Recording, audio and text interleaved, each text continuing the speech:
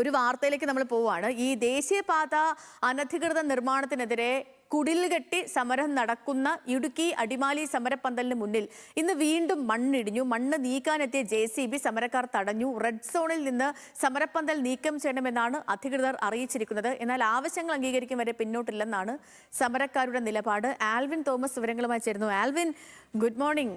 ശരിക്കും പറഞ്ഞാൽ ഈ വലിയ ഒരു ദുരന്തത്തിന്റെ വക്കിൽ, അല്ലെങ്കിൽ ഏത് സമയവും അപകടം ഉണ്ടാകാം എന്നുള്ളതിന്റെ വക്കിലാണ് ഈ സമരസമിതി പ്രതിഷേധിച്ചുകൊണ്ടിരിക്കുന്നത്. നമ്മൾ പലവട്ടം അവിടെ നിന്നുള്ള കാഴ്ചകൾ കാണുമ്പോഴും പലവട്ടം ലൈവിൽ ആൽവിൻ തന്നെ ഇക്കാര്യം ചൂണ്ടിക്കാട്ടുകയും ഒക്കെ ചെയ്തിരുന്നു. പക്ഷേ തങ്ങളുടെ ആവശ്യം ഇതിലും വലുതാണ്, അതുകൊണ്ട് ഏത് റിസ്ക്കും ഏറ്റെടുക്കാൻ തയ്യാറാണെന്ന് പറഞ്ഞ് അവിടെ സമരം തുടരുകയാണല്ലോ. എന്താണ് നിലവിലെ ഒരു സാഹചര്യം?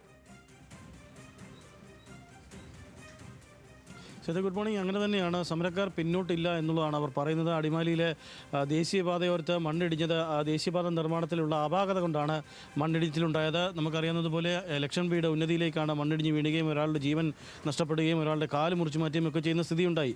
അതേ തുടർന്ന് അവർ പല ആവശ്യങ്ങൾ അവർ മുന്നോട്ട് വെച്ചിരുന്നു. അതിനൊന്നും അധികൃതർ തിരിഞ്ഞു നോക്കാത്തത് കൊണ്ടാണ് ഇത്രത്തോളം സമരം, കുടിൽ കെട്ടിയ ഒരു സമരം, രാപ്പകൽ സമരം നടത്തി വരുന്നത്. ഇപ്പോൾ ഇന്ന് രാവിലെ അതിശക്തമായ മഴയാണ് ഇന്നലെ രാത്രിയിലും ഇന്നലെയുമൊക്കെ പെയ്തത്. ഇന്ന് പുലർച്ചെയാണ് ഇവർ സമരപന്തലിന് സമീപത്ത് മണ്ണ് ഇടിഞ്ഞ സംഭവം ഉണ്ടായത്.